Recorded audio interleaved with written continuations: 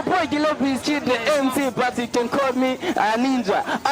Today ndabazana ikiganiro sinovuga ko giteza sana ahubwo kibabaje cyane. Ari neza na neza muri commune ya Mukaza muri zone nziza byiza kujya kabiri hari gihe cy'isaha 11 z'umugoroba zirenga ko iminota mikeya cyane. Aho twagiye tubona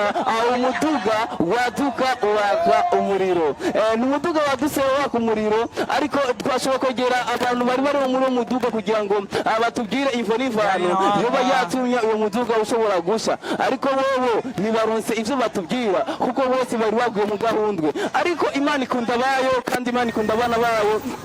Imana yakinze na numwe yakomerekeye abantu cange ngo ahire mu muduga ariko ikintu cyanangaje kandi kire nambabaza nuko abantu bagutabara barabingene bose mu muduga benshi muri bo batumye gukora amashakoshi yabo abandi bakora imifuko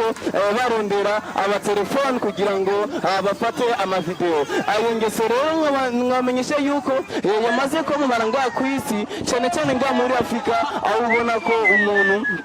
ashobora kuba afise nyene yashaka gufasha mugenzi wiwe ariko namufashe ahubwo agaca yihutira gutora telefone kugira ngo ashobore gukamera ivyo kamera ivyo rero nabwo ari vyiza na gatoya ariko mwajeho MC Gile kuri micro za Mayagwa TV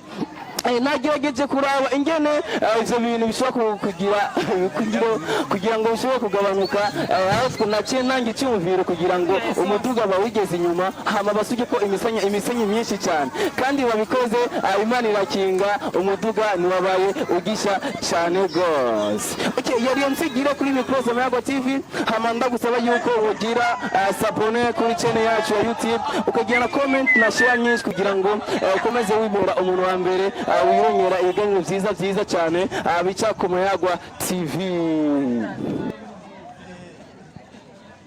Gari na waka